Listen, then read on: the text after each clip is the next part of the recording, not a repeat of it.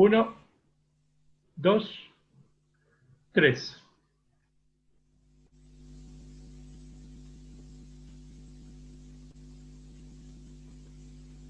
Bueno, buenas tardes. Vamos a iniciar hoy un ciclo de conferencias de la Cátedra de Salud, que va a tener dos conferencias, una hoy, martes 13, y el próximo martes 20, también a las 18 horas. El título de la conferencia es La salud pública argentina, su recorrido y la pandemia actual. El expositor es el doctor Jorge Pellegrini. Voy a tratar, pido perdón porque voy a resumir el resumen del extenso, enorme currículum del doctor Jorge Pellegrini. Jorge Pellegrini es médico especialista en psiquiatría y sanitarista, profesor universitario en Argentina y en el extranjero, ex profesor titular de la Maestría de Salud Mental de la Facultad de Servicio Social de la Universidad Nacional de Entre Ríos entre 1988 y 1998, profesor de la Facultad de Psicología de la Universidad Nacional de Córdoba entre el 2002 y el 2012, profesor de la Facultad de Psicología de la Universidad Nacional de Mar del Plata entre el 2005 y el 2012, y director del Instituto de Estudios Económicos, Sociales y Psicosociales de la Universidad de La Punta. Ha realizado docencia universitaria en universidades nacionales: San Juan Bosco de Comodoro Rivadavia, Chubut; de la Patagonia Austral, Río Gallegos, Santa Cruz; de Cuyo, de Mar del Plata, del centro de la República, de Jujuy, de Salta, del Comahue, de La Rioja, de San Juan, de Entre Ríos, del Nordeste, Corrientes, de Tucumán, de Santa Fe, de Córdoba, de Buenos Aires y de Rosario. Fue profesor universitario invitado a universidades extranjeras de Brasil, Venezuela, Panamá, Colombia, Uruguay, España, México, Alemania, Suiza e Inglaterra, titular de congresos mundiales sobre psiquiatría, salud y salud mental en Colombia, Cuba, México, Brasil, Uruguay, Chile, Venezuela, Inglaterra, India, Alemania, Panamá y Argentina. Exdirector del Hospital Escuela de Salud Mental de San Luis, ex jefe de servicio de salud mental del Hospital General Roca, Río Negro, entre 1983 y 1993, ex subsecretario de Salud Integral de la provincia de San Luis, entre 1999 y 2000, ex director provincial de Salud Mental, provincia de Chubut, entre 1990 y 1991, ex director del Hospital Escuela de Salud Mental de San Luis, entre 1993 y 2006, ex jefe de programa de salud mental de San Luis, entre 1993 y 2006, ex jefe del programa Planes de Transformación Institucional, Gobierno de la provincia de San Luis, entre 2006 y 2007. Fue ex miembro titular de la Comisión Directiva de la Asociación de Psiquiatras Argentinos entre 2004 y 2006, cofundador de la Red Argentina de Arte y Salud Mental en 2003, fundador de los conocidos grupos institucionales de alcoholismo, GIA, en Río Negro en 1984 y presidente honorario de la Mesa Nacional de la Conducción GIA entre 1993 y 2010. Ha ejercido la dirección de varias revistas científicas de su especialidad, publica habitualmente artículos sobre temas de su especialidad en revistas argentinas y extranjeras. Es autor de varios libros, entre ellos algo que muchos de ustedes recordarán, que es el libro Jerónima, que también fue después una película y que conviene ver reiteradamente, y otros libros de la especialidad, autor de obras teatrales y cinematográficas. Ha recibido numerosos premios, menciones y reconocimientos.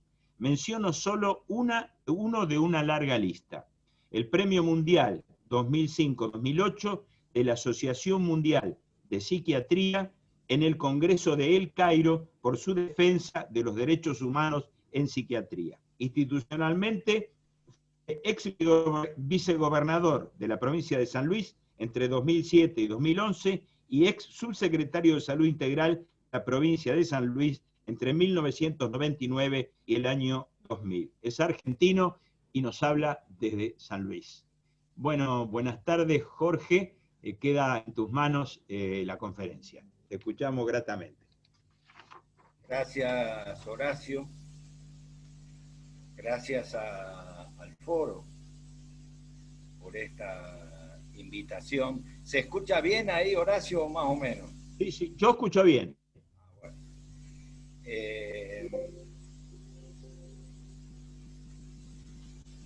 ¿Cómo? Hola, ¿Sigo? sí, sí, sí. Sí, seguí nomás, seguí. Agradezco al foro, algunas de cuyas publicaciones conozco. Me gustaría de paso después ver si las puedo recibir, no sé en qué condiciones, dada la situación actual de pandemia, porque cuando iba a Buenos Aires me era más fácil, pero ahora la revista Cuadernos, etc. Si vos me permitís, Horacio, yo quisiera abrir este encuentro con un homenaje a 34.517 trabajadores, 34.517 trabajadores argentinos del campo de la salud que en la lucha por la pandemia padecen la enfermedad en este momento. Y quiero rendir homenaje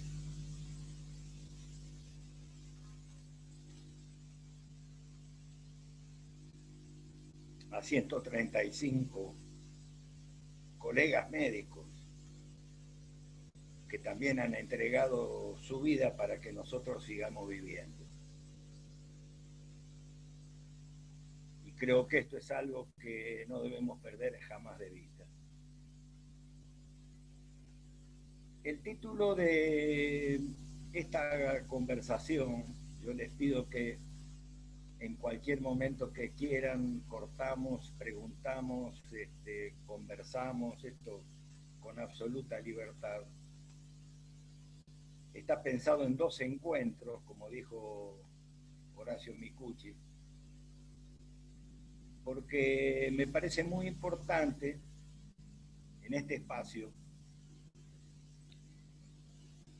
hacer un recorrido por el campo de la salud pública argentina desde sus raíces, para entender muchas cosas del presente, muchas situaciones del presente que suelen llamarnos la atención.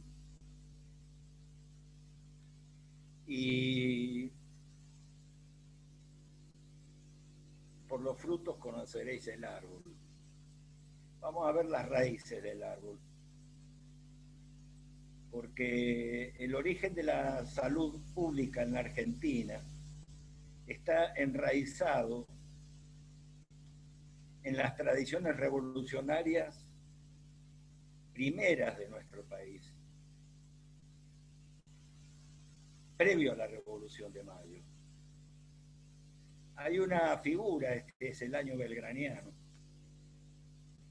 Hay una figura que es la del general Manuel Belgrano, que nos va a parecer muy lejana y nos va a parecer que nada tiene que ver con esta pandemia.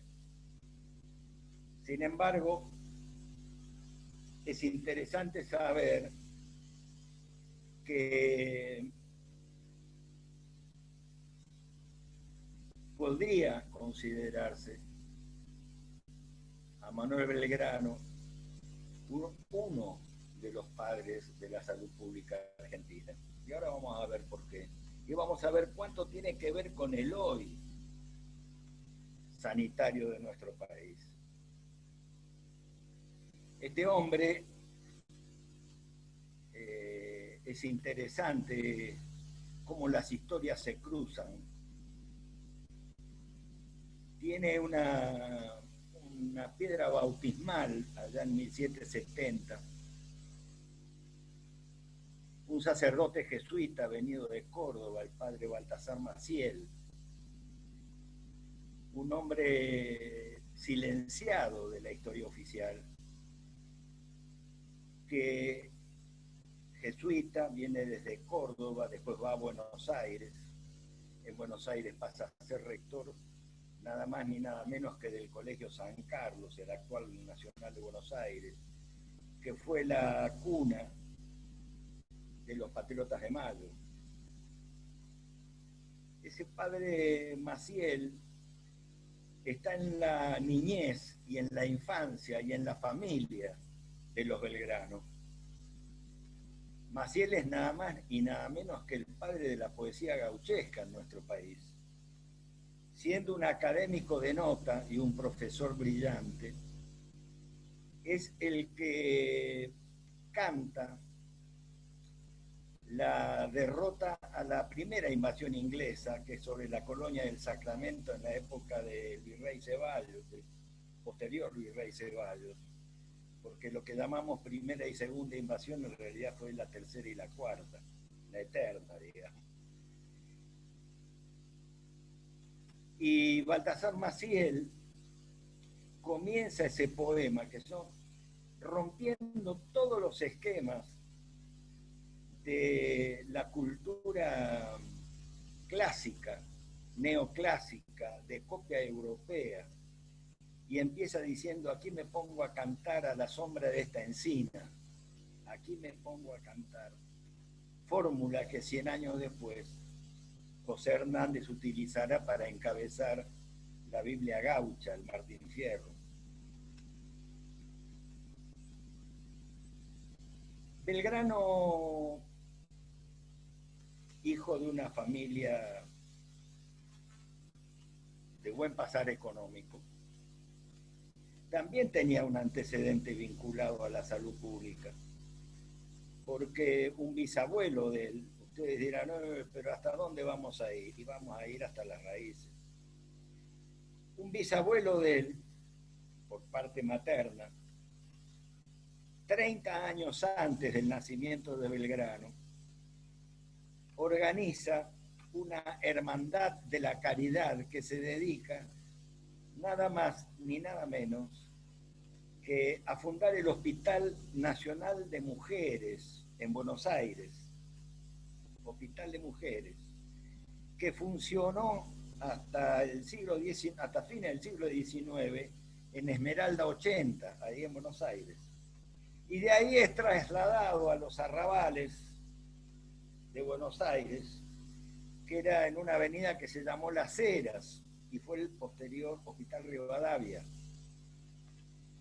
Cómo las historias se cruzan, porque ese Hospital Rivadavia en el año 47 va a ser uno de los hospitales administrados por la Fundación Eva Perón y llevado al máximo de su complejidad, puesto a la altura de los hospitales de mayor prestigio del mundo. Y en el año 55, en octubre del 55, el ejército ingresa al Hospital Rivadavia y destruye absolutamente todo lo que había dentro. Costó 20 años reconstruir eso. De modo que lo que pasó ayer frente al Hospital Antártida, o lo que está pasando ahora,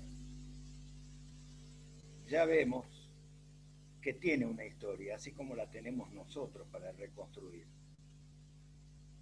Ese Belgrano que vuelve, después de estudiar en Europa los libros prohibidos, porque él manda una carta al Papa diciendo que quiere estudiar los libros prohibidos, que son los libros de Adam Smith, de Rousseau. Es notable un detalle. Él vuelve como secretario del consulado, y estamos hablando de 30 años antes de la Revolución de Mayo. 20 y pico de años antes de la Revolución de Mayo. ¿Pero por qué es notable? Porque el consulado todavía no existía. Entonces uno piensa, ¿y qué pasaba entonces en Buenos Aires? Seguramente había un grupo amigo de las ideas de Belgrano que trabajaba para que a su regreso él ocupara un lugar y fue ser secretario del consulado. El consulado era una organización muy reaccionaria en manos de los monopolistas y contrabandistas españoles, pero Belgrano le dio un sesgo inesperado, y a poco de comenzar rehace los objetivos del consulado e incluye en los objetivos del consulado, en un lugar muy especial, desarrollar todo lo atinente a la salud de la población. Lo dice textualmente. Y además, a poco andar, toma bajo la dirección del consulado una institución virreinal de carácter medieval, que es el protomedicato. El protomedicato fue creado por los reyes de España. El protomédico era el médico de los reyes de España, de los reyes católicos. Y el protomedicato era algo así como el que controlaba el ejercicio de la medicina. Existía en México y en el Perú. Cuando Buenos Aires pasa a ser virreinato, rápidamente Belgrano toma la dirección del protomedicato y la pone bajo la férula 30 años antes de la Revolución, 25 años antes de la Revolución de Mayo, del consulado. Es decir, que su preocupación viene de lejos y está vinculada, otra vez los caminos que se cruzan, a la existencia de una pandemia, que es la de la viruela. Belgrano es el introductor y propagandista de la vacuna antivariólica, porque había manifestaciones en España de los sectores más retrógrados contra la vacunación, diciendo que la vacunación estaba vinculada al demonio. Y Belgrano lucha por la introducción y la aplicación de la vacuna, incluso en las provincias. Cuando las invasiones inglesas, los ingleses que tienen un ejercicio del colonialismo en todos los niveles, que viene de siglos, interrumpen, porque se traía de Escocia, interrumpen la llegada de la vacuna a Buenos Aires. ¿Qué hace Belgrano? Le encarga a su mano derecha en el campo de la salud pública, el doctor Cosme Argerich, que se traslade a Montevideo porque venía un cargamento de esclavos negros, que eran los que introducían la viruela en el Río de la Plata, porque venían todos infectados en condiciones inhumanas por los traficantes de esclavos. Y en 1806 y 1807 Belgrano fabrica la vacuna antivariólica para la pandemia de la viruela. Argentina 2020. Avanza esa sociedad revolucionaria secreta que 10 años antes de la Revolución de Mayo tenía un programa y tenía integrantes, entre ellos Cosme Argerich, nuevamente lo reitero, y tenía un órgano de difusión, el Telégrafo.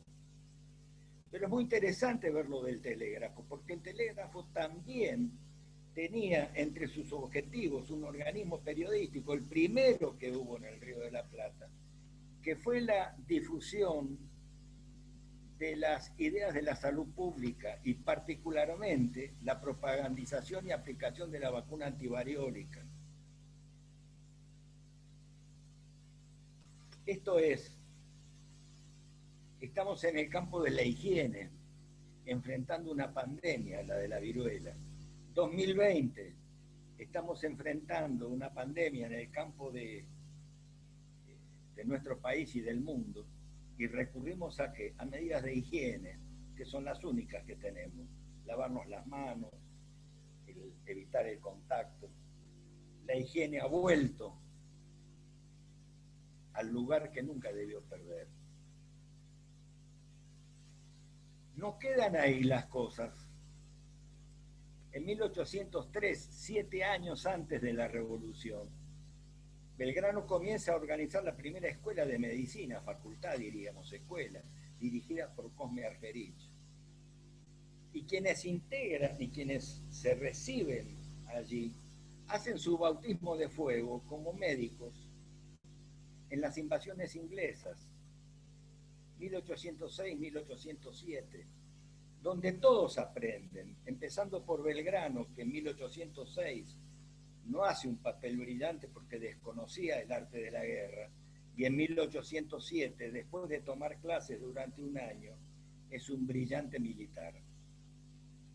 Los médicos, escasos en número, abundantes en patriotismo, tienen una discusión en ese momento, si solo van a atender a los heridos patriotas o si también van a atender a los heridos ingleses. Miren qué discusión. Argerich dice, hay que atender a todos. Ya estaba la escuela de medicina, pero quienes conducían esa escuela de medicina, Fabre y Argerich, hay un hospital en Buenos Aires con Argerich.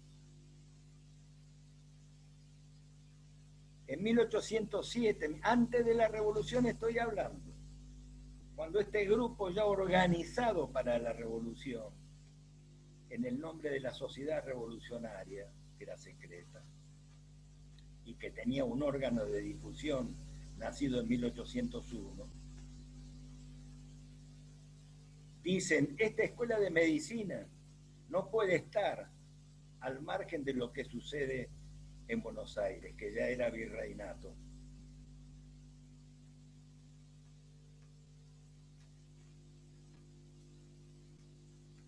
¿Pasa algo?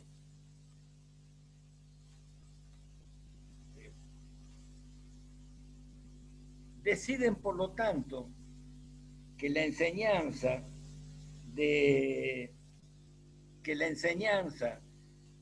la medicina tiene que estar ligada a la guerra emancipadora y a la lucha contra el colonialismo. Esto es lo que explica que después de mayo, después de la Revolución de Mayo, dicho sea de paso, aquel Baltasar Maciel de la poesía gauchesca se considera el padre de los viejos de la primera junta. ¿Quiénes eran los viejos? Belgrano, Saavedra y Ascuénaga. Y le deja la posta a otro jesuita que también se vincula a las ideas revolucionarias y también dirige el Colegio de San Carlos, que es Chorroarín, que pasa a ser el padre de los nuevos, de los jóvenes, Moreno y Castelli. Esto es interesante de reflexionar porque tiene plena vigencia actual y es que existía en nuestro medio, existía en el virreinato, pero existía en las provincias y existía en Córdoba una corriente de la Ilustración que no era hija de la Revolución Francesa, era hija del proceso de descubrimiento de la realidad nacional que se fue haciendo y que le permite al profesor Pedro Barcia Trelles hablar de la Ilustración hispano-criolla, de la cual son hijos muchos de los protagonistas de la Revolución de Mayo, cosa que la historia oficial en general olvida, oculta y silencia. Cuando San Martín llega, ya tiene la sanidad militar organizada y debuta con Argerich a la cabeza en la batalla de San Lorenzo, y ahí sacan nuevas conclusiones. Y ahí la conclusión que sacan es que esa facultad de medicina, esa escuela de medicina, que había aprobado la Asamblea del año 13, tiene que pasar a llamarse Instituto Médico Militar. Es decir, ponen la profesión al servicio de la emancipación nacional.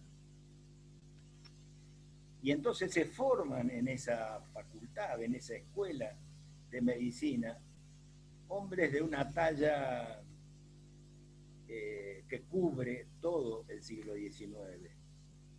Por ejemplo, Francisco Javier Muñiz, cuyo nombre lleva uno de los hospitales de Buenos Aires.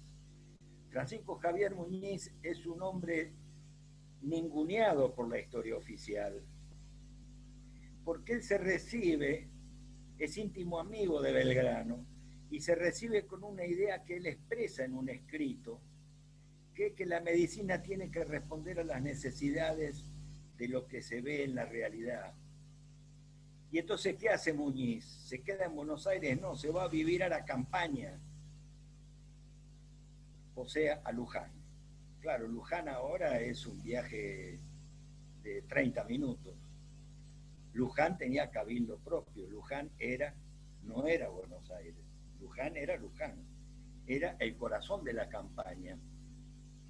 Y como era el corazón de la campaña, Muñiz establece rápida relación con quien vive cerca de su lugar, de su casa, que es el brigadier Juan Manuel de Rosas, de quien pasa a ser médico personal, cosa que evidentemente le costó posteriormente el silenciamiento oficial. Francisco Javier Muñiz, hijo de esas ideas de Belgrano, se liga al estudio de la realidad concreta de la campaña y pasa a ser un paleontólogo y un observador, un naturalista, un naturista de primera línea. Dicho sea de paso, y volvemos a las pandemias, Muñiz, con 77 años, retirado en Luján, cuando llega la pandemia de fiebre amarilla a Buenos Aires y produce los desastres que produce, sale de su casa de Luján, 77 años, a pelear contra la pandemia y termina muerto de fiebre amarilla en la lucha contra la pandemia. No digo que la historia se repite, digo que tenemos una gloriosa historia que si la conocemos nos va a dar más fuerza en este momento. Pero volvamos un poquito para atrás. Hay otra figura que también va a pagar caro sus ideas federales, que es Diego Alcorta, el fundador de la psiquiatría en la Argentina, el que produce la primera tesis sobre psiquiatría en la Argentina en 1826, que también atiende al posterior gobernador de la provincia de Buenos Aires, Juan Manuel de Rosas. Y que cuando los que emigran en 1837 le dicen que se vaya a Montevideo con ellos, él les dice, no, porque yo soy argentino y mi lugar es Buenos Aires. A partir de ese momento, ese hombre que había sido considerado y tratado como el gran maestro de la generación pasa a ser silenciado. Tan silenciado que su tesis de psiquiatría, que es la primera tesis psiquiátrica que se produce en América, una tesis sobre la manía, así se llama, queda oculta 80 años y es descubierta en la Biblioteca Nacional por Paul Grusac, que la hace pública 80 años después, a principios del siglo XX. Así es como tratan a quienes ligan su saber a los sufrimientos de nuestro pueblo, los factores de poder. Alcorta, Muñiz. ¿Cómo era en esa época? Estamos hablando, ya sabemos que hay un hospital de mujeres que ha sido creado mucho antes de la Revolución de Mayo por un bisabuelo de Belgrano. Eran lugares como espacios donde se asistía y se acompañaba a los pacientes. También estaba el Hospital de Hombres, que estaba en el lugar que luego ocupó aquella maravilla destruida por la dictadura militar, que fue el Hospital Rawson. Hospital de mujeres, hospital de hombres. Eran hospitales de caridad, hospitales regidos por el principio de la beneficencia. Pero cuando decimos beneficencia, no solo la beneficencia confesional. Con la llegada de Rivadavia en 1824 se genera otra beneficencia, la beneficencia laica, la de las mujeres de varios apellidos vinculadas al poder,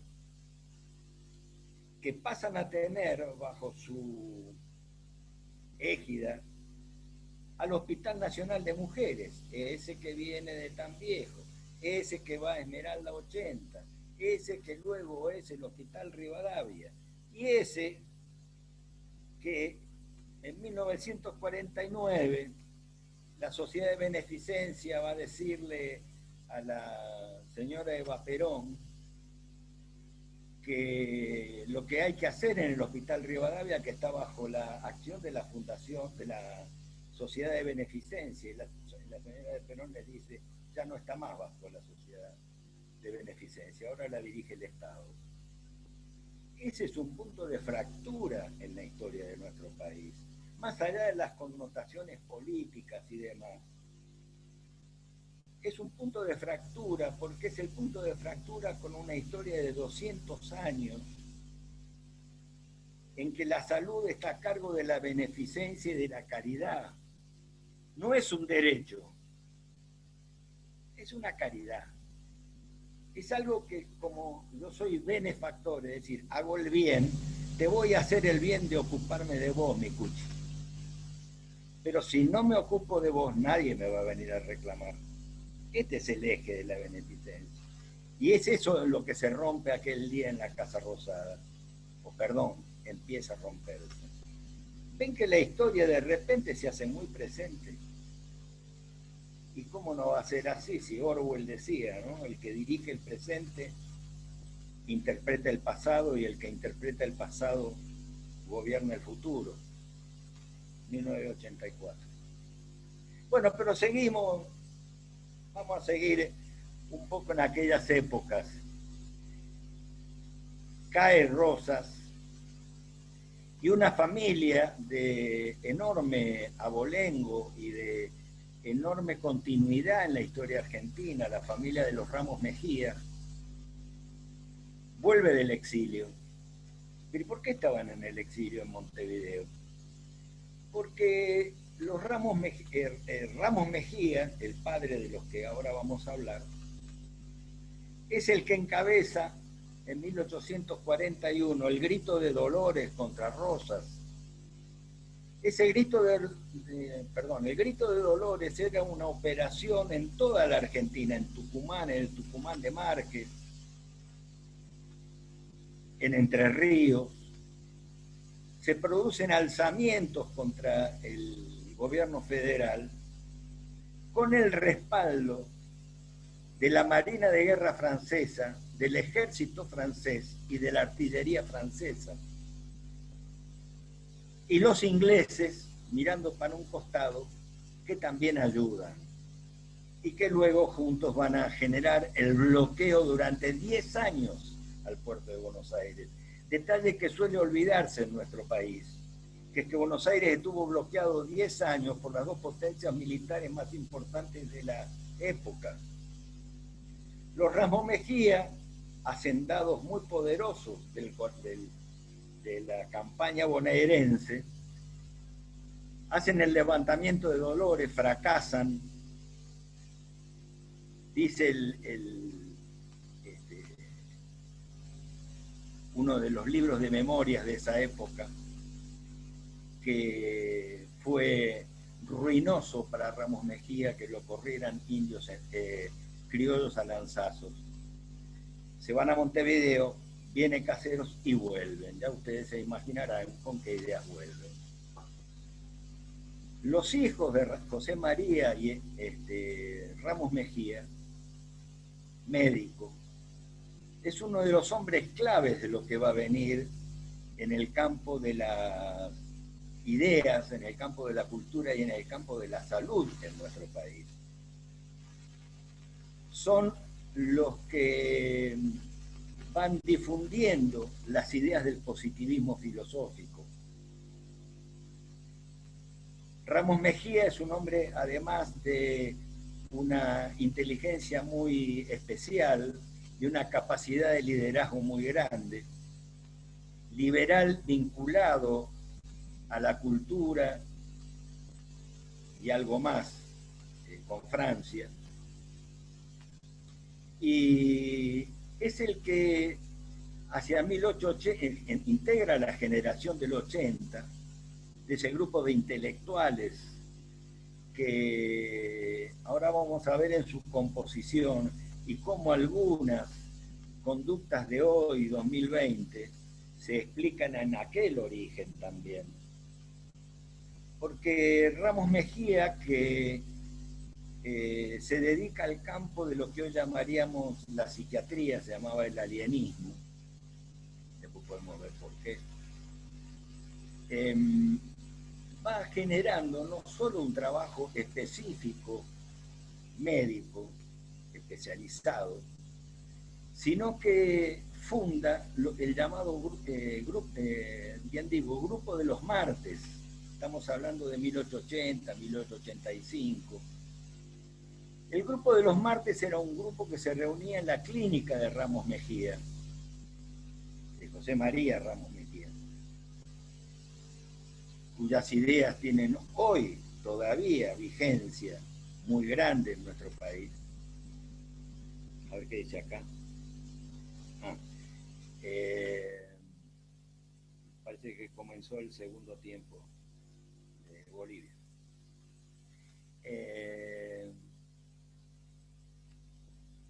A ese grupo de los martes ingresa un joven que es como la estrella, la futura estrella del grupo, que se llama José Ingenieros. Pero también participa de esas reuniones del grupo de los martes un dramaturgo anarquista, Florencio Sánchez, mi hijo el doctor. Entonces, uno tiene este tipo de nucleamiento. Ingenieros después va a fundar el grupo de los miércoles. Esta configuración muestra que hay no solo un ejercicio profesional, hay un proyecto político de poder en la Argentina que está en marcha y que va a cristalizar con la primera y la segunda presidencia de Julio Argentino Roca, que ya vamos a ver que tiene dos tiempos y que este grupo de los martes se prepara en especial para el segundo tiempo. Es la época de la ola inmigratoria,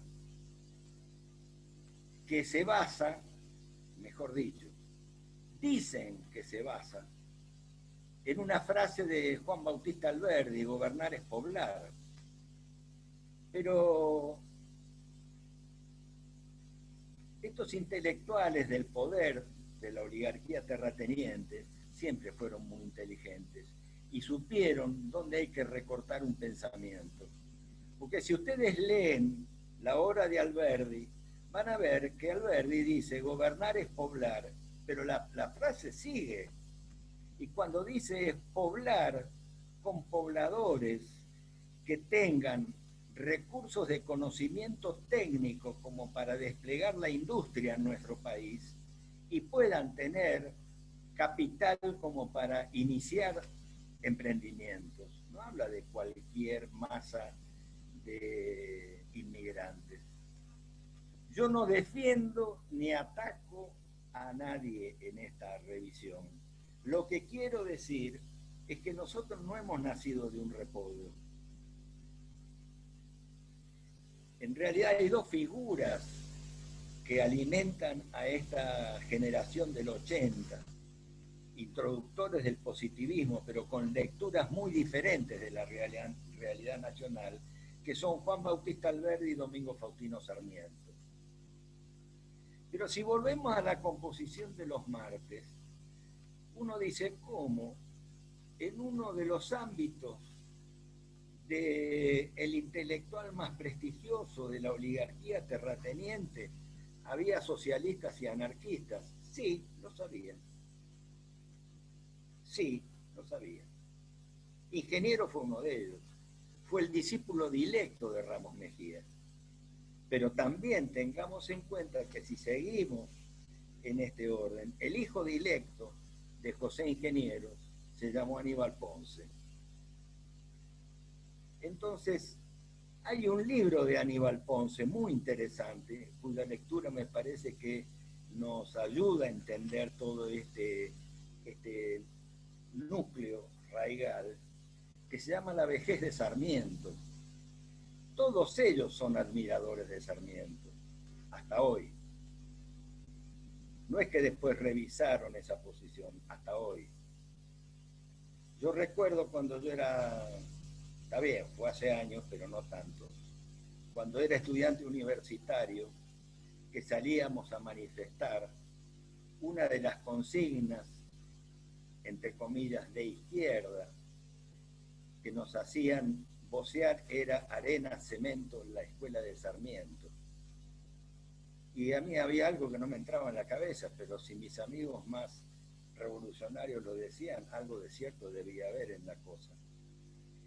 Y lo de cierto está en ese libro de Aníbal Ponce, La vejez de Sarmiento, porque allí dice, referido a esta época del 90, ahí dice Aníbal Ponce, en definitiva todos nosotros éramos parisinos, en especial los que peleábamos por el socialismo. Esto no es ni un pecado ni una virtud, es así.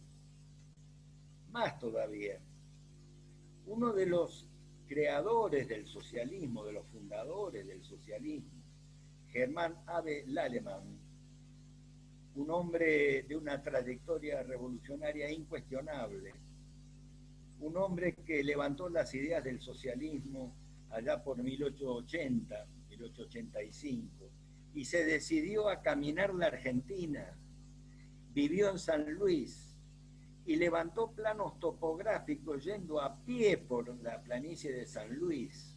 Hay que tener una convicción muy grande de conocer la realidad para poder aplicar o para poder modificar las ideas que uno tiene para hacer esto que hizo Lallemand. Pero Lallemand en esa época dice, para nosotros lo más importante como defensores de los trabajadores es que vengan capitales y funden industrias, porque entonces va a haber una clase obrera muy fuerte. ¿Qué era lo que no veía este sector, o no querían ver en algunos casos? Que nosotros somos un país colonial, que nosotros somos un país dependiente, y desde ahí es que yo veo el tema de la salud pública, y lo veo en este momento alrededor, por ejemplo, de la soberanía sanitaria que está en juego en nuestro país. Porque no es solo que el Fondo Monetario Internacional nos manda delegaciones para ver qué hacemos con el dinero. También hay organismos internacionales del campo sanitario, la OPS, la OMS, que cada tanto se dan una vueltita y a veces ni hace falta porque ya tienen hace años gente radicada aquí, que nos vienen a decir lo que tenemos que hacer en el campo de la salud pública, y lo escriben, y lamentablemente aquí es acatado. Horacio, ¿será cuestión de hacer un intervalo? ¿Será cuestión de recoger alguna pregunta? ¿Por qué no me decís? Porque ando medio buscando retorno. Mirá, lo que hemos escuchado es espectacular a mi gusto. Teóricamente estoy en el aire, estoy hablando, ¿eh? ¿No me escuchás? Hola, hola, hola, hola. Sí, estás en el aire, Horacio. Ahí está, sí, él no me escucha. A ver. Hola, hola. Se me fue la imagen, a ver. No, la imagen te tengo ahí arriba. Si hablas. A ver, Luis. Jorge.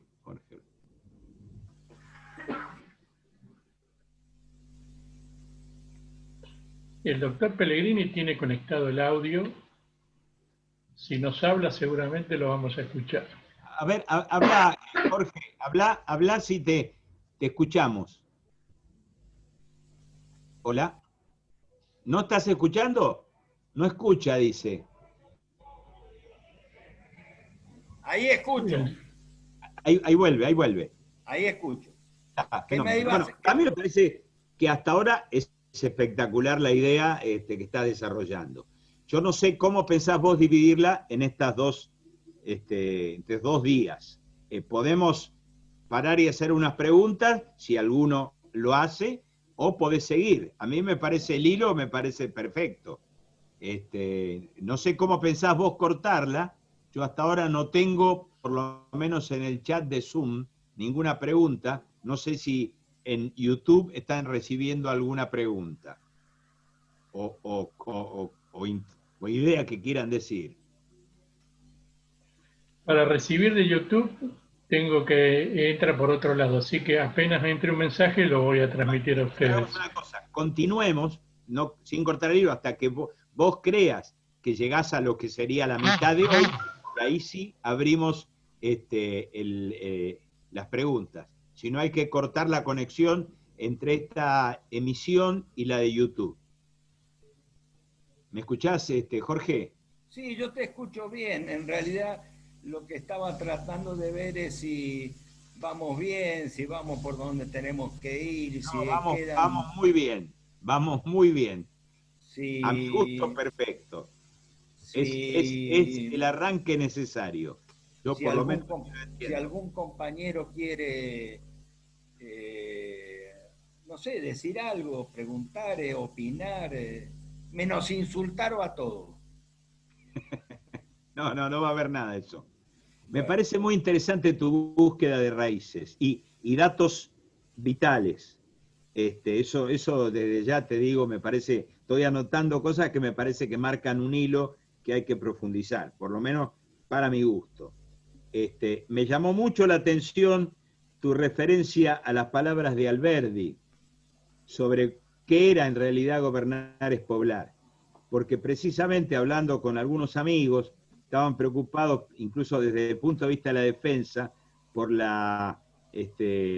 digamos, el vacío habitacional que hay en la Patagonia, que la hace muy frágil, y en realidad habíamos pensado, charlando, que precisamente algo parecido a eso, en el sentido de que parte de la defensa es una reforma agraria que ocupe esos territorios desocupados, no con cualquier población, con una población que diga, esta casa es mía, esta tierra es mía, y la defiendo con la vida. Entonces vemos que esos temas son de defensa nacional, y es muy difícil separarlo. Eso me parece importante, a mí me impresionó mucho, y la otra es la idea que vos decís de la soberanía, porque buscando en temas de defensa, nosotros ¿qué encontramos? Que las potencias que son expansionistas se preocupan por sus seguridades de defensa. Y nuestro problema en defensa y en producción es nuestras soberanías, que no es lo mismo producir en el campo con grano importado y patentado que producir con nuestro propio grano y nuestra manera de producir, ¿no? Yo creo que ese hilo, por lo menos a mi gusto, no sé qué piensa Manuel o alguno de los otros asistentes, pero para mí es un punto clave lo que está desarrollando.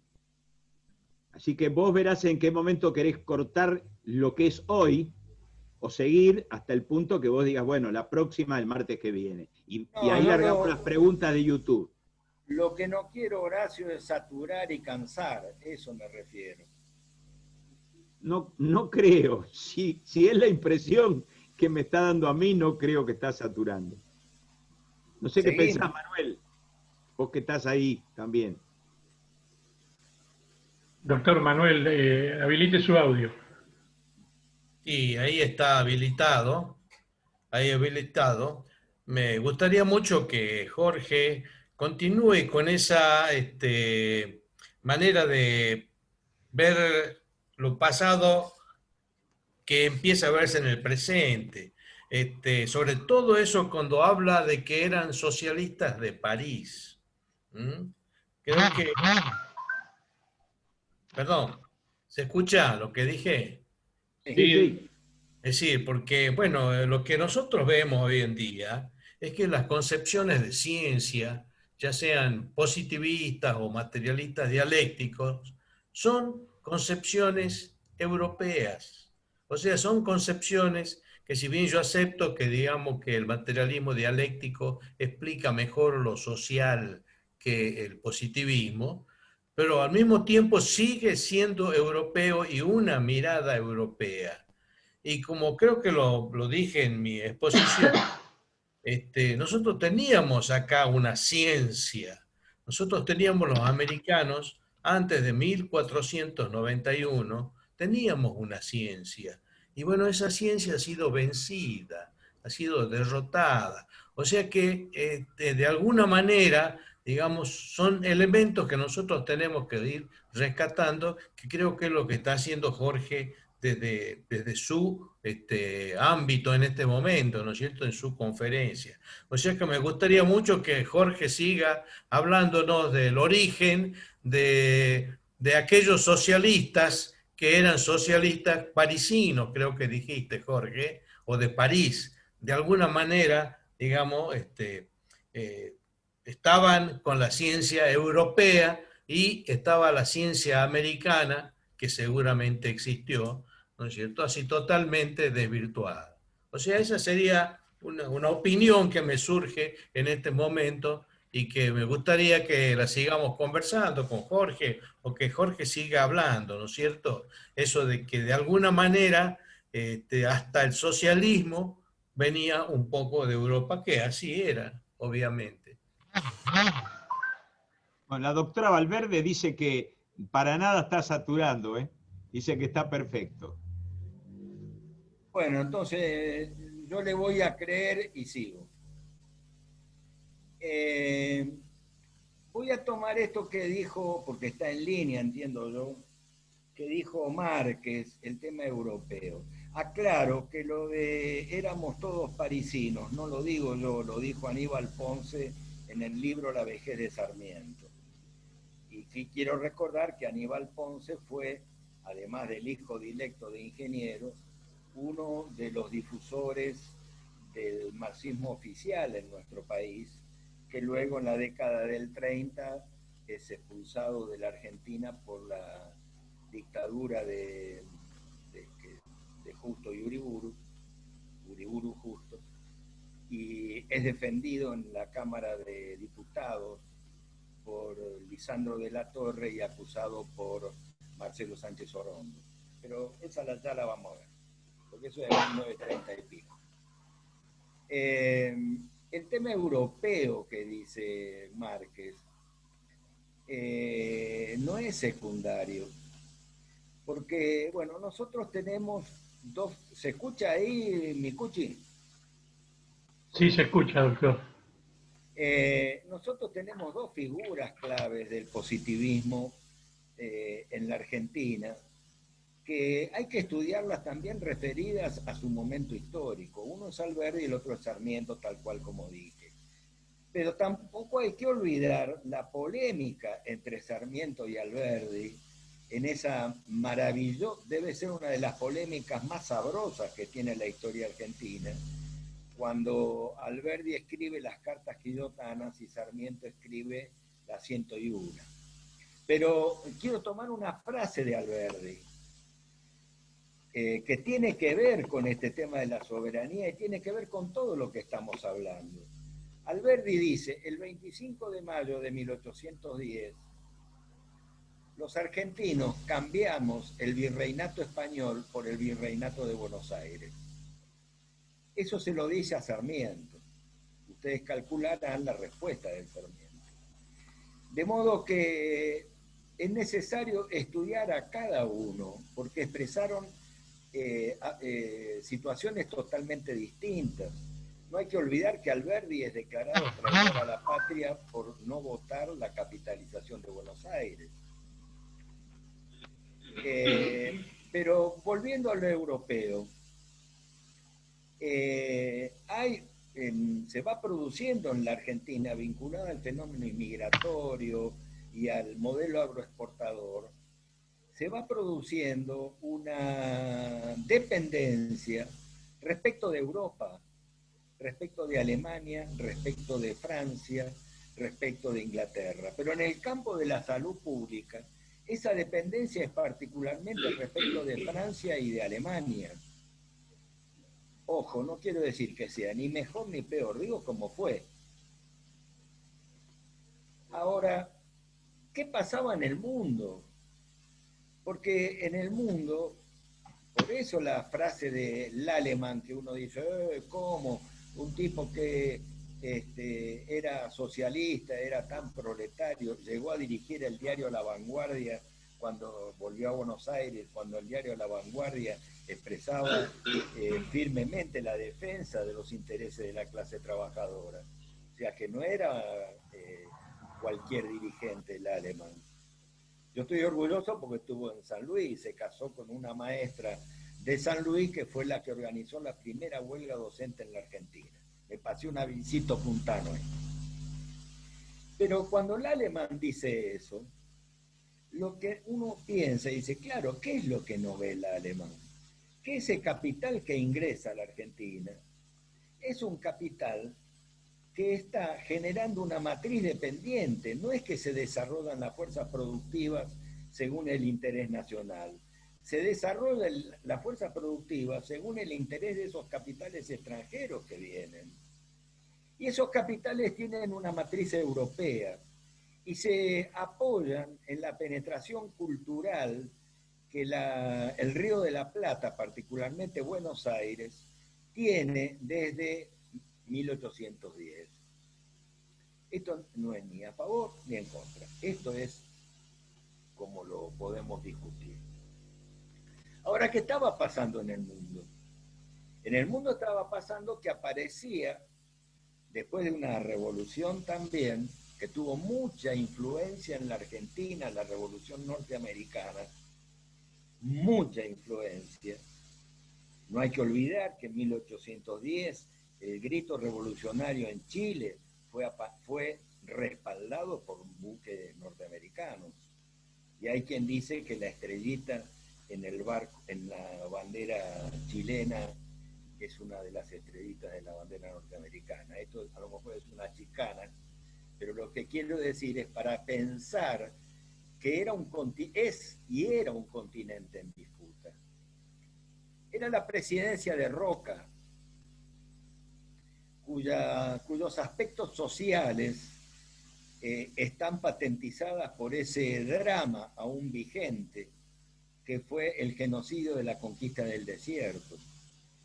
Pero desde el punto de vista nacional, porque está el punto de vista social y el punto de vista nacional, desde el punto de vista nacional, la Argentina va ligando su desarrollo como nación a Europa, no a Estados Unidos. ¿Y qué pasaba en Estados Unidos?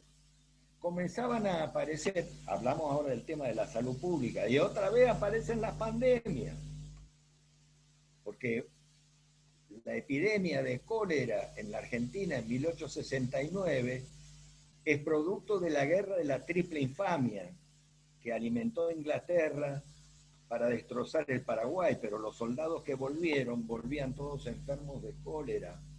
Y después viene la peste de fiebre amarilla.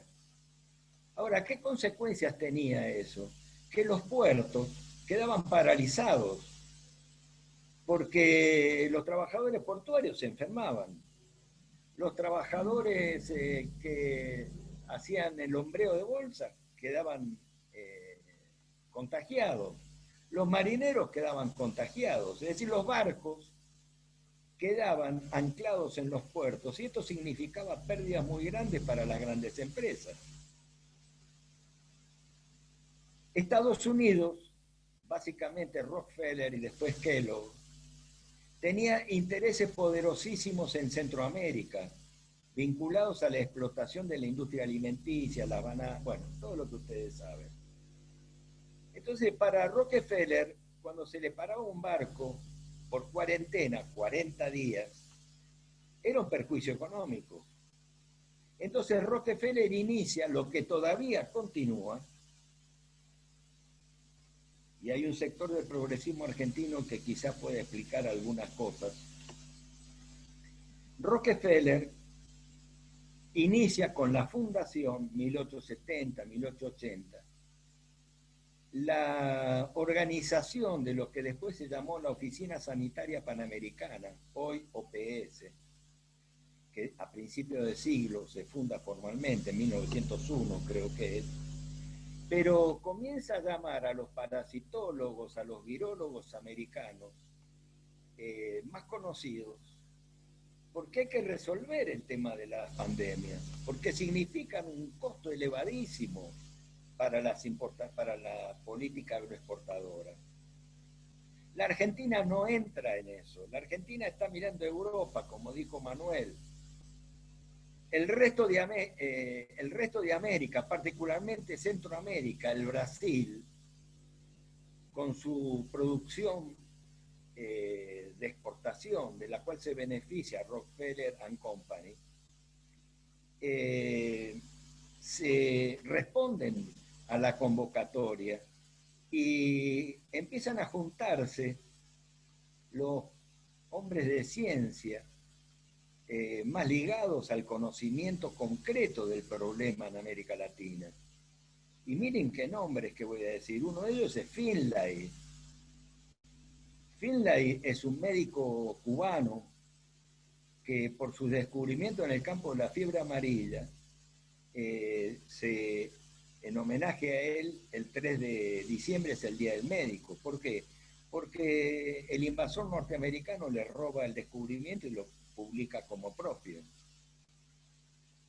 Pero Finlay va a esa reunión. Ahora, fíjense qué detalle, él no va representando a Cuba, va representando a España, porque Cuba todavía sigue siendo dependencia española. Una infamia. Va también un hombre de ciencia maravilloso, que es Osvaldo Cruz, del Brasil, que conocía las epidemias tropicales y conocía el problema del padecimiento popular como la palma de su mano.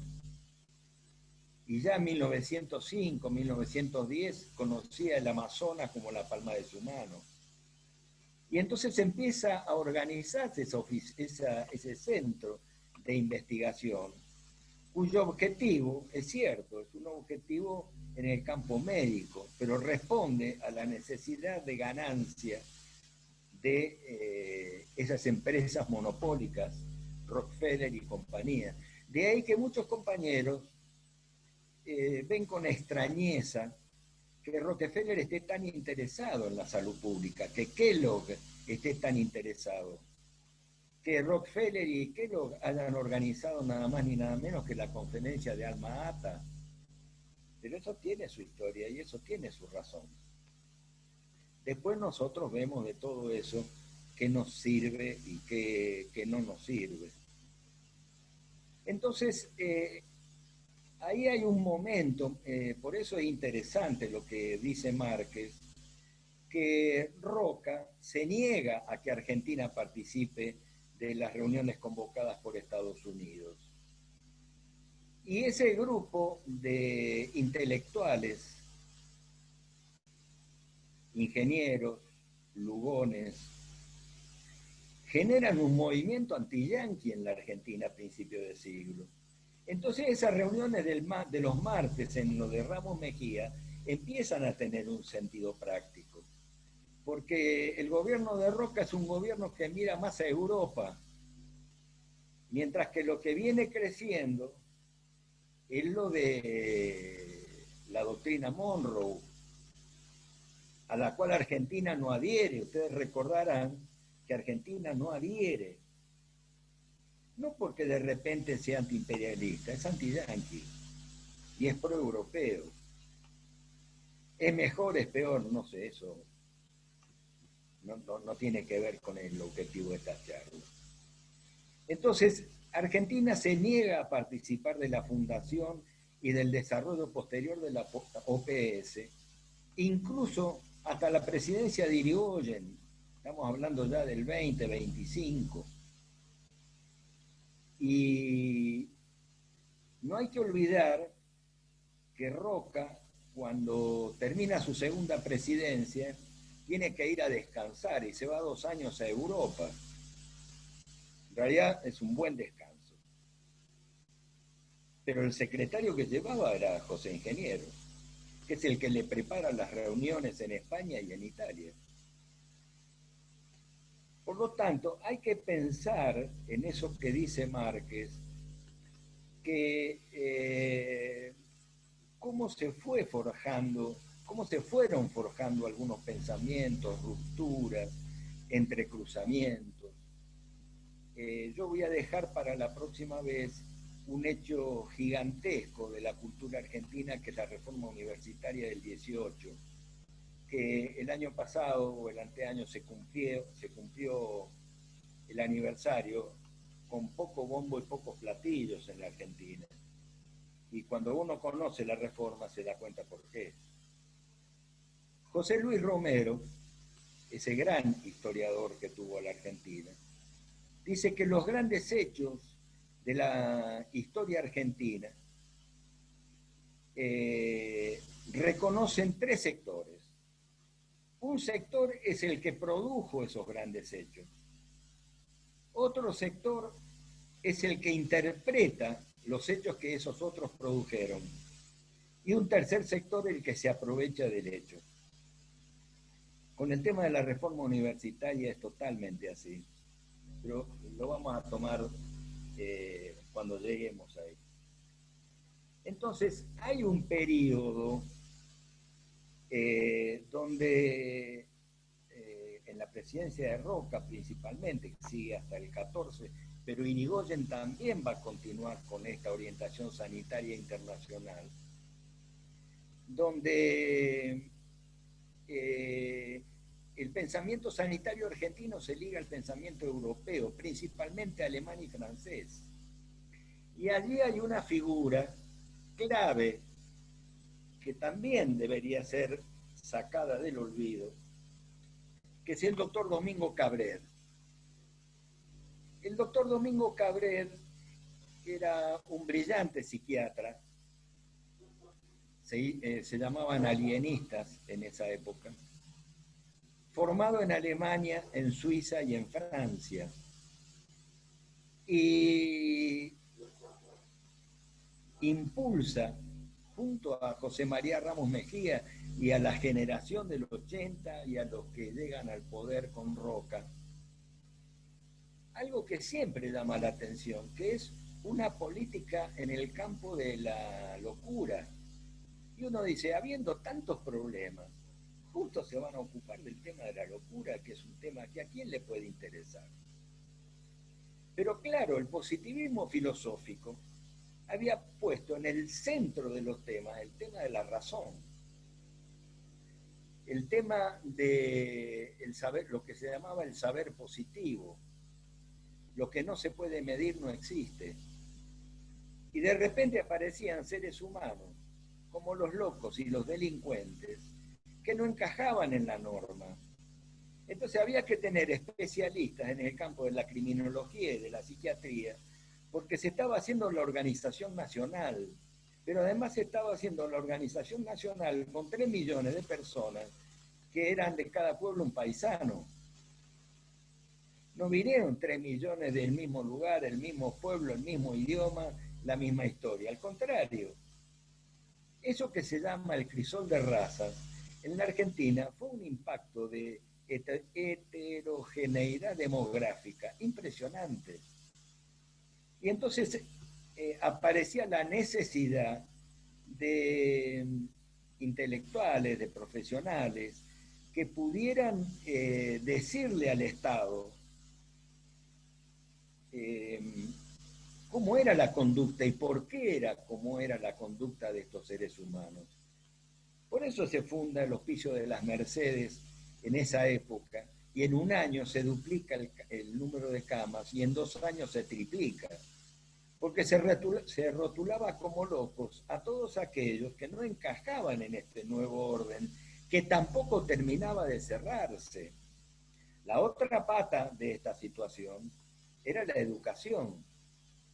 La ley 1420 sale a la necesidad de proporcionar una cierta identidad a millones de personas que no habían participado de la historia previa de la Argentina, que venían de otras culturas, de otras historias, de otros pensamientos. Y esto tenía una arista también preocupante, que eran los que tenían experiencia sindical, trabajadores, obreros, digamos, etc. Entonces, hay allí, en esa época de Roca, como 2 tiempos. Un primer tiempo, que es el de tratar de poner en línea, de poner en caja a esos millones que han venido. Pero rápidamente la ley de residencia que se vota, que es una vergüenza, responde a esa necesidad, o te adaptás o te echo. Pero sucede que con eso no se resolvía el problema. Y entonces empieza una segunda etapa de cooptación, digamos, de tratar de cooptar en esta nueva población, no sé cómo decirlo bien, en toda la Argentina, aquellos sectores que podían ser más ganados para el nuevo rumbo. De ahí que la figura de ingenieros, él mismo, un inmigrante italiano, su padre, un inmigrante italiano de mucha instrucción que había pertenecido a la primera internacional socialista, no son figuras secundarias, son las figuras, Lugones también, Manuel Gálvez también, desde distintos enfoques, quiero aclarar, uno desde un enfoque más nacionalista, en la época que Ricardo Rojas produce esa maravilla, que es la recopilación de la literatura argentina, y habla de la revolución nacionalista. Claro, hay un sector vinculado a la tradición hispanoamericana que se siente invadido y que no se siente representado por Roca. Ahí está Gálvez, ahí está Rojas, ahí está Lugones también, que luego va girando, etc.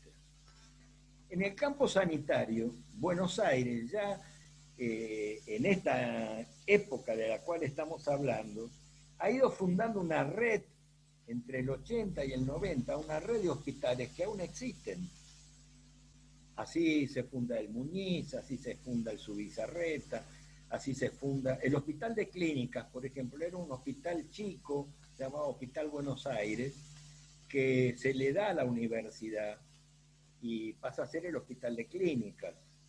Es decir, hay un conjunto de hospitales con especializaciones, algunos en tuberculosis, otros en lepra, etc. Pero lo que no existe es un sistema de salud pública. Existen hospitales que en general están en la esfera municipal de Buenos Aires. Y entonces, quizá con esto, no sé cómo andamos con la hora, pero acá tengo que introducir algo que tiene que ser conocido, porque se tiene la idea que antes de Carrillo del 46 no existía nada. Esto no es así. Hay que ver lo que sí existía y con qué idea. Hacia fin del siglo XIX, 1885, por ahí, este grupo del cual participa Ramos Mejía, del cual participa Domingo Cabrel, convence al general Roca que hay que formar una comisión asesora, así se llamó, y se la puso en el ámbito del Ministerio de Relaciones Exteriores.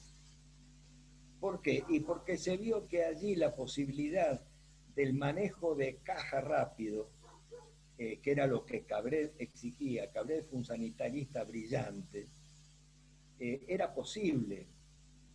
Ahora, están los hospitales de Buenos Aires, pero está eso que también, no sé quién dijo, del despoblamiento argentino, crónico, porque esto fue distinto del resto de América, donde los españoles encontraron miles y miles de pueblos originarios que les prestaron, les dieron lucha y resistencia. El problema entre nosotros era distinto. ¿Cómo entendió esa generación del 80, del 90, en el campo sanitario el problema demográfico? Entendió que los hospitales podían ser un magnífico recurso de ocupación territorial de la Argentina y sobre todo de aquellas zonas calientes. ¿Cuál era una zona caliente? Y una zona caliente era la Patagonia. No hay que olvidar que con Chile el conflicto de límites había terminado la conquista del desierto, ¿está bien? Pero la Argentina como nación no había hecho ocupación efectiva de la tierra. Entonces Cabrera tiene la idea de fundar un hospital que realmente fue una concepción de avanzada maravillosa, que es el Hospital Regional de Allen en el Valle de Río Negro. Ustedes calculen que en esa época Allen debía tener, si tenía, 1000 habitantes. Pero era estación del ferrocarril de los ingleses, donde los ingleses embarcaban la producción frutícola. Allí Cabret funda el Hospital Regional, que era un hospital regional de tal avanzada que tenía campo de aterrizaje propio. ¿Cuántos aviones había en la Argentina en 1922? ¿Cuántos aviones había? Ahora, este era un proyecto estratégico, era un proyecto a futuro, era un proyecto de ocupación territorial, y se hizo a partir de lo que llamó Cabret los hospitales regionales. ¿Dónde hace otro hospital regional? Y donde acababa de terminar otra conquista del desierto, pero que era en el norte, después del genocidio del Chaco. En Resistencia, Cabret, comisión asesora, funda el actual Hospital Perrando. A cada uno de ellos le va dando una función vinculada a los grandes problemas crónicos de la salud. Pero ocupación del sur, ocupación del norte, es decir, concebida la salud pública como una política de Estado al servicio de la ocupación territorial. Es Cabret, miren ustedes en qué lugar, el que funda el leprosario en la isla del Cerrito, lugar estratégico por excelencia, porque está en el centro de lo que hoy llamamos la hidrovía. Acabamos de descubrir que existe algo que se llama la hidrovía, que los ingleses la conocen desde la vuelta de Obligado para acá. Ahí en la isla del Cerrito, con una resistencia enorme, funda un leprosario, pero lo que hace es ocupar eso, y bueno, lo hace con algunas concepciones de avanzada de la escuela francesa y de la escuela suiza. Estamos hablando de la escuela europea. Los yanquis por un lado, Argentina, Chile y Uruguay navegando por otro lado. Mientras tanto, van a pasar muchos años hasta la época de Irigoyen en que la Argentina va a aceptar ser sede de la OPS, y miren qué curiosidad, y ahí viene otra vez el tema parisino. El presidente de ese encuentro panamericano es el doctor Araoz Alfaro. Pero vamos a reparar en el tema panamericano, porque las denominaciones no son así nomás. El panamericanismo se desprendía de las ideas de Monroe, que la Argentina había descartado. Porque el panamericanismo, ¿qué significaba? Que América quedaba subordinada a Washington. América para los americanos, for the Americans. Argentina resistía esa orientación. Y hay que decir que en la época de la primera presidencia de Irigoyen esa resistencia fue muy fuerte y se jugó en el terreno de la participación o no de la Primera Guerra Mundial, que no fue secundaria, porque todo el arco político estaba a favor de participar del lado de la Europa amiga nuestra, los socialistas en primer lugar. Entonces, la orientación sanitaria de Cabret va desde 1895 hasta 1929, son casi 30 y algo de años, donde se suceden distintos gobiernos. Se entra a la época de los gobiernos elegidos por la ley Sáenz-Peña, pero Cabret continúa y va funda el, ¿cómo es que se llama? El Hospital Victorino de la Plaza, actualmente Victorino de la Plaza en La Rioja. Y uno dice, ¿qué hace un hospital ahí? ¿Qué interesa ocupar? Y lo que estaba siendo discutido con Chile era el tema de los límites y la salida o no de la Argentina al Pacífico. No es que Cabré agarró el mapa y dijo, yo voy a poner un hospital acá y si te gusta bien. No, no, no. Eran hospitales que pertenecían a la comisión asesora. Esa comisión asesora la manejaba Cabré con un alto índice de ejecutividad. Julio Arroca dijo en una conversación, una conversación formal, en un discurso, hay dos personas en la Argentina a las cuales yo nunca le voy a poder decir que no. El general Richeri y el doctor Cabret. Miren de lo que estamos hablando. Es decir, que las políticas sanitarias no fueron nacidas de un repollo. Por lo que acabamos de ver, los revolucionarios de Mayo tenían un ojo puesto ahí, o dos ojos puestos ahí, y sabían lo que tenían que hacer en un momento que Alperín Dongui llamó la militarización de la Argentina. Pero los que vinieron después, y todos los factores de poder, también tuvieron su política sanitaria. Y la política de la beneficencia laica,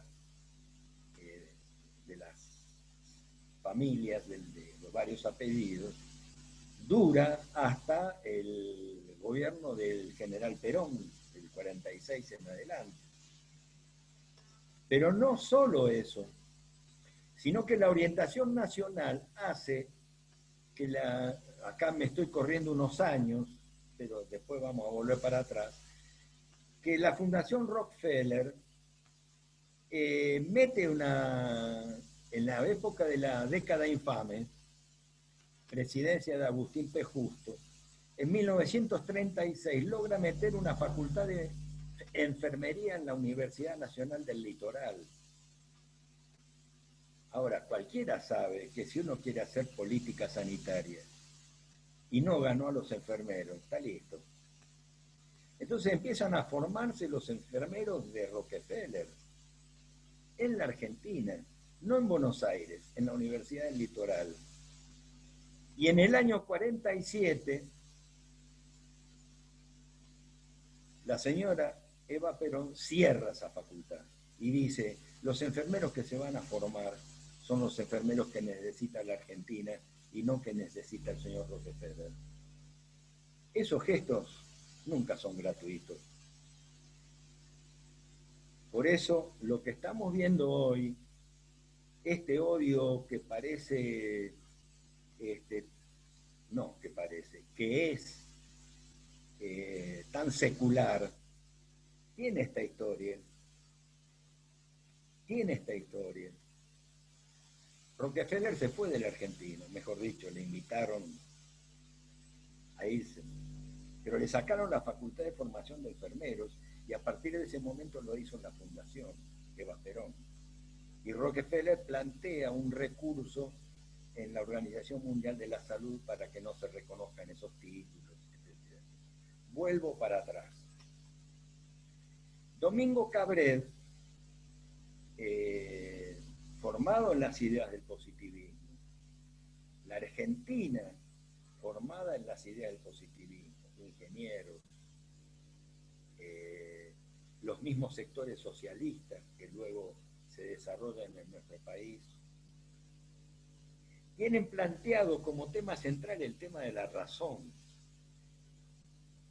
Por eso se pone, el Estado argentino invierte tanto dinero y tanto recurso político en los planes de Cabret y en los planes de ingenieros. Y por eso se fundan, allí cerca de Buenos Aires, dos colonias, la colonia Opendor y la colonia Montes de Oca, que son ideas de Cabret. Es la idea que trae Cabret de Europa, del Opendor, de las puertas abiertas, de que los locos no sean más encerrados como estaban encerrados en la ciudad de Buenos Aires. Y Cabret había sido director del Hospicio de las Mercedes. Y con los locos va y construye sobre planos suizos, con arquitectos suizos, las dos colonias, que rápidamente pasaron a ser multitudinarias. Y en esa política de ocupación territorial construye otra colonia de puertas abiertas en Córdoba, en Olivar, la colonia Vidal Aval, aún hoy existente. Es decir, que hay una política sanitaria dirigida por Cabrel hasta el golpe del 30, digamos, él muere un año antes, que tiene una razón política. Y fíjense que trasciende a los gobiernos que están, porque él comienza con Roca, pasa por Sáenz Peña, Victorino de la Plaza, Irigoyen 1, Alvear, Irigoyen 2. Es decir, que son cambios políticos importantes que se produjeron en la Argentina. Pero esa política sanitaria no se modificó. ¿Cómo andamos, Horacio? Podríamos decir que desde el punto de vista de la temática, queda acá y vamos a abrir preguntas. A ver si me estás escuchando, ¿no? Sí. No sé, todavía no tengo preguntas que me envíen de YouTube. Doctor Miguchi, sí, sí. Si quiere el doctor Pellegrini, usted abro los micrófonos de todos los participantes y que se dé el diálogo. Sí, no hay problema. Sí, yo quería decir una cosita a Jorge, ya que estamos en este periodo. ¿Cómo encaja? Yo coincido con el lineamiento que está diciendo. Digamos, te tiro un nombre, Vialet Macet, de ese periodo. Claro. Porque esa es la explicación, tiene doble explicación, pero encaja en lo que vos estás desarrollando. Totalmente. Es exactamente para la segunda, digamos, yo decía que después de ese alud inmigratorio, no sé cómo llamarlo, está mal alud, pero bueno, creo que se entiende. Sí. Viene el momento de la cooptación, y para eso es necesario ingenieros. Pero para eso es necesario un catalán progresista, defensor de los trabajadores, que es Vialet Macet, cuyo estudio sobre la situación de la clase trabajadora en la Argentina, creo que tendría que ser material de estudio desde la escuela primaria. Eso es una joya. Y uno dice, ¿cómo? El general Roca se preocupa por esto. ¿Y cómo no se va a preocupar si se le viene el centenario y la gran festichola del centenario está amenazada por los que él trajo a la Argentina? Estoy diciendo una metáfora, quiero que se entienda bien. Entonces, para esa segunda etapa de cooptación, de tratar de hacer una política que enfrente lo que ellos llamaron la cuestión social, lo que hace Cabrel es fundamental, pero lo que hace Vialet Macet también. Y entonces son ellos mismos los que desactivan aquella horrenda ley de residencia, que la aplican muy poco y después se la guardan porque ya no se corresponde con las necesidades políticas que tienen. Tiene que ganar a un sector o por lo menos neutralizar a un sector. Y allí es cuando empiezan a hacer la idea de que el régimen, como se le llamaba, tiene su ciclo cumplido y se tiene que venir lo que se llamó la ley Sáenz Peña. Hay que abrir, hay que cooptar, bueno, hay que hacer una apertura lo más controlada posible, lo que pasa es que el pueblo es tan propio en nuestra Argentina. El general Whitelock, que dirigió la segunda invasión inglesa, en el juicio que le libraron cuando volvió, lo enjuiciaron porque fue derrotado, porque si hubiera ganado no lo hubieran enjuiciado. Whitelock dijo, desista su graciosa majestad de conquistar por las armas a ese pueblo, porque ese es un pueblo muy díscolo. Bueno, ese pueblo díscolo resistió, transitó, hizo sus propios caminos, fue construyendo sus herramientas e hizo de la ley Sáenz Peña una parte de lo que quería del ciclo cumplido del régimen, pero otra parte de lo que el pueblo necesitaba. Es esa lucha permanente, ¿no? Ya vamos a ver que en las provincias el tema de la salud pública fue un tema, en el caso de Mendoza y San Juan, que fue tomado por dos gobiernos desde el 20 y del 30, de enorme raíz popular, siendo irigoyenistas, que fue el gobierno de los Lencina en Mendoza y el gobierno de los Cantoni en San Juan, que no solo tomaron el tema de la salud pública, introdujeron las 8 horas de trabajo, introdujeron las pensiones jubilatorias, y en el caso de San Juan, por primera vez en la historia argentina, en 1934, introdujeron el voto femenino. Bueno, esta es la razón por la cual San Juan era intervenida por el Poder Central cada 2 por 3, ¿no? Pero bueno, a eso vamos a ir la próxima vez, me parece. Ahí está abierto, abran los micrófonos y pueden preguntar, no sé si hay alguno. Acá me dice la doctora Marta Valverde, espectacular la charla, hay que conocer la historia, brillante. A ver. Lamentablemente tengo que salir, tengo una clase en 5 minutos. Bueno, despedimos a la doctora. No sé si hay algún otro que tenga alguna pregunta para hacer, puede abrir el micrófono porque son ustedes los que tienen que abrir. ¿Hay alguna pregunta? Directamente abran el micrófono y pregunten. Yo veo todos los micrófonos cerrados. Si alguien no puede abrir el micrófono, levante la mano, yo se lo habilito. A veces ocurre ese problema.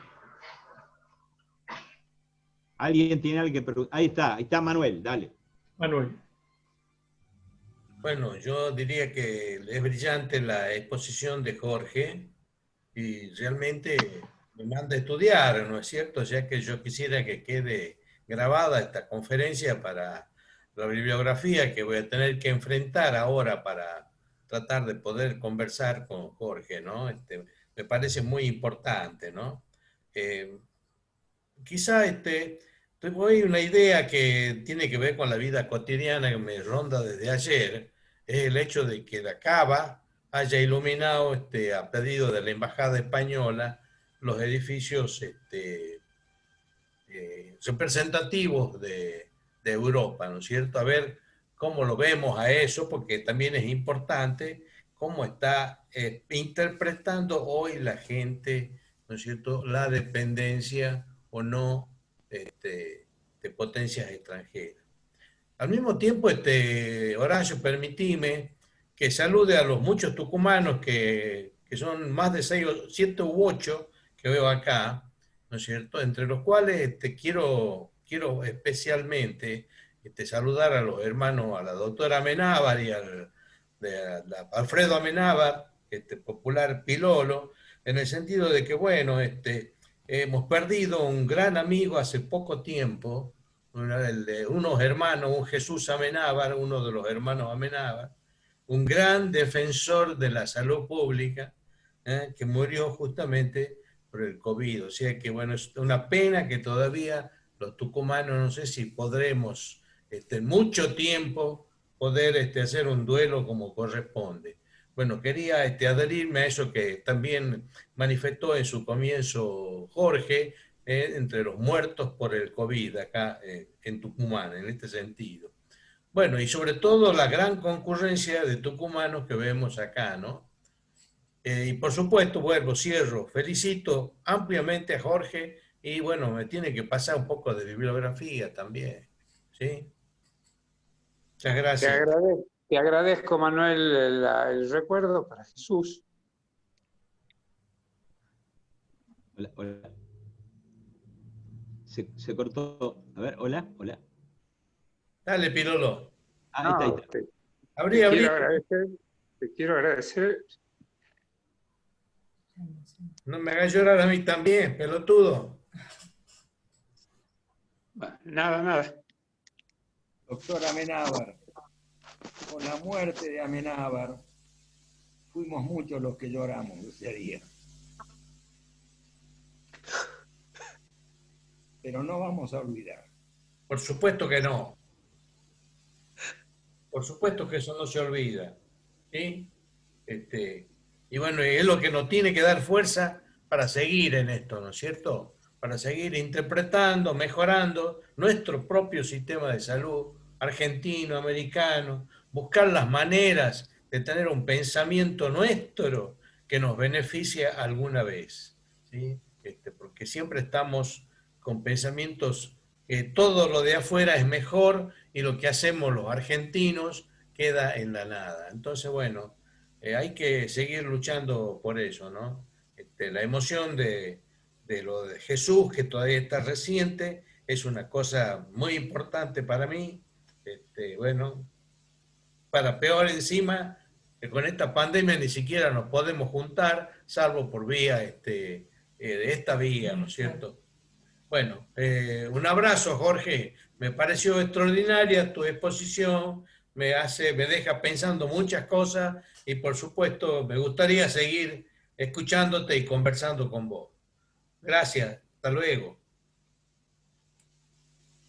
No sé, no sé si creo que hay alguna persona más que había pedido hablar. Abre el micrófono nomás. Había alguien más que se había anotado, me parece, vi una mano, me pareció.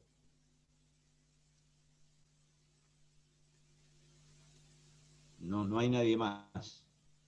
Bueno, Jorge, la verdad que después de esto que hemos escuchado recién, como homenaje, yo creo que acá hay héroes en esta pandemia, que es lo que está haciendo el pueblo con su solidaridad muy de abajo y los trabajadores de la salud en su lugar de combate, ¿no?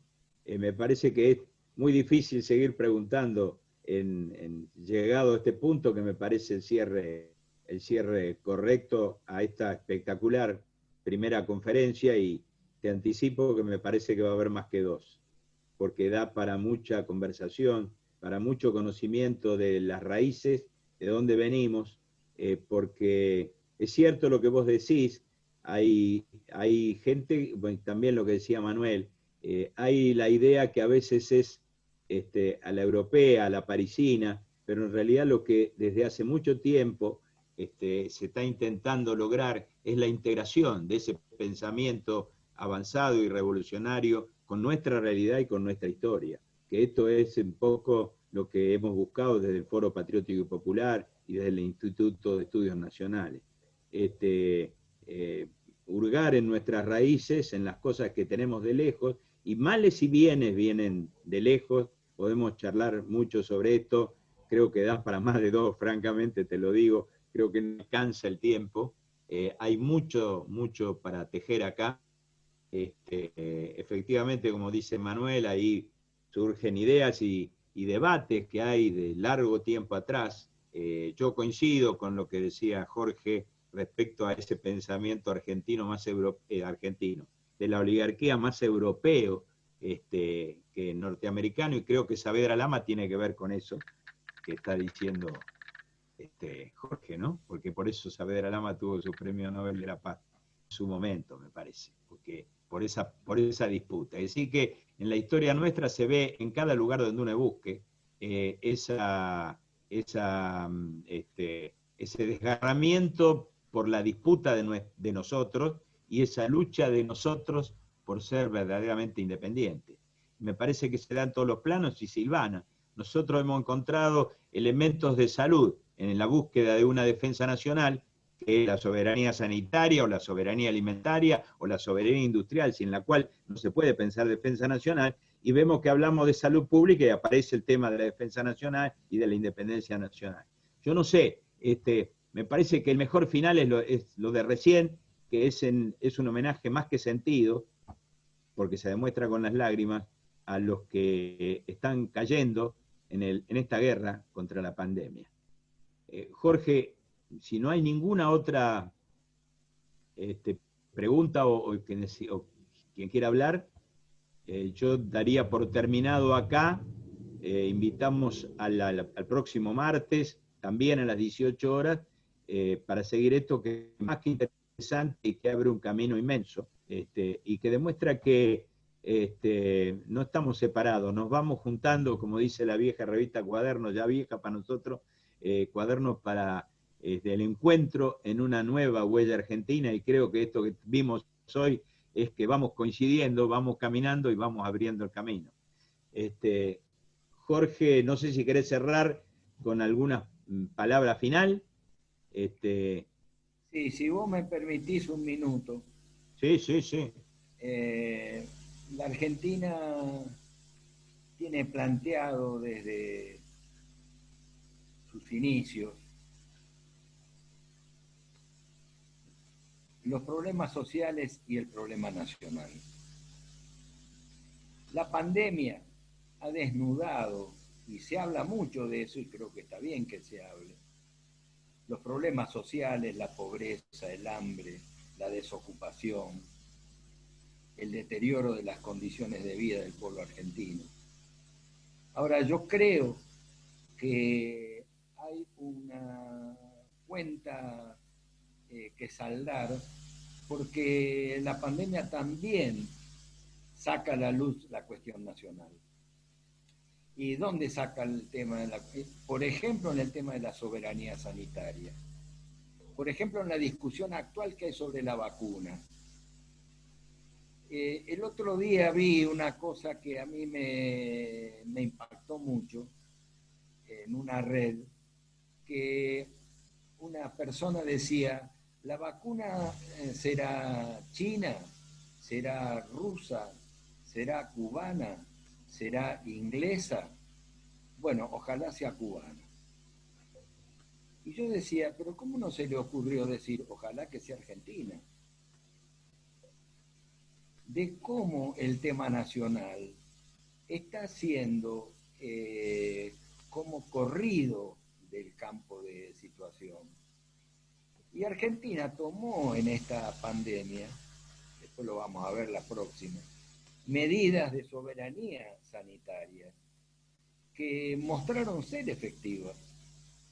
Ahora, ¿por qué nosotros tenemos que, por eso digo que la pandemia lo que está desnudando otra vez es el tema de la soberanía nacional, que es un tema amplio, como vos lo desglosaste recién, y hay para mucho, pero yo lo tomo desde el punto de vista sanitario. Cuando en la próxima vez veamos la experiencia que ha habido, las experiencias que hubo en la Argentina, sus límites, etcétera, pero basados en las propias fuerzas, nos vamos a dar cuenta que por algo el hospital público en la Argentina sigue existiendo.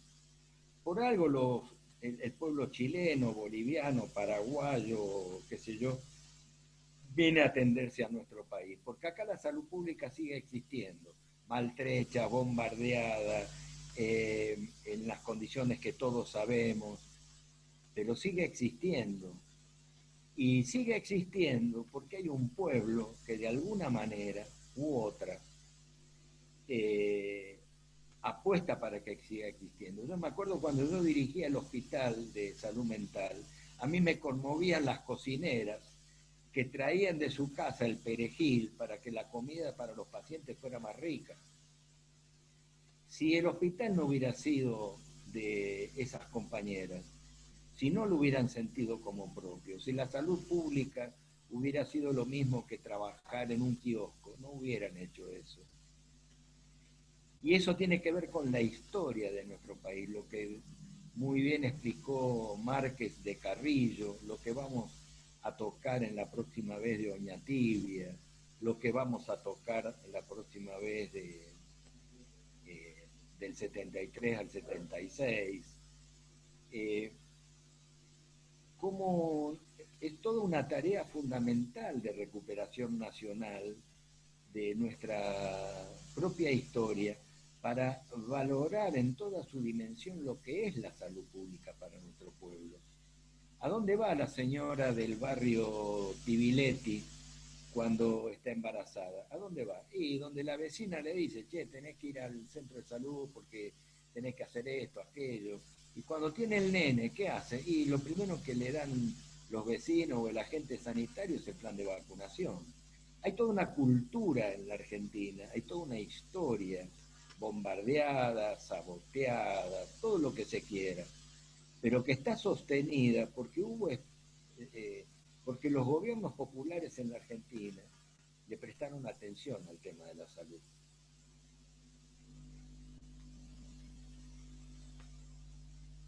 Bueno, yo creo que ya con tu palabra queda cerrado esto hasta el martes que viene. Vuelvo a insistir, a las 18 horas, el martes 20, continuamos con esto y tal vez sigamos más.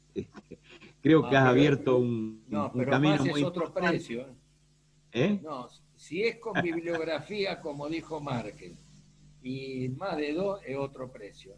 Pero eso lo tenés que arreglar con Márquez, no con nosotros.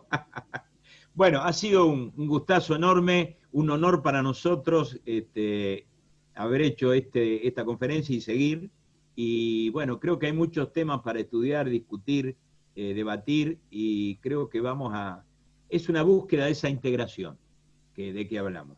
Sí, yo coincido, como hemos coincidido siempre, en la unión de los movimientos patrióticos y nacionales con los democráticos y populares que estuvieron unidos en el origen de nuestra historia. Y que, bueno, se expresa en todos los planos, y vos lo has expresado muy bien en este plano sanitario, sabiamente entremezclado con la historia política y social de la Argentina. Bueno, buenas tardes a todos, y entonces aquí cerramos esta conferencia con un aplauso para Jorge.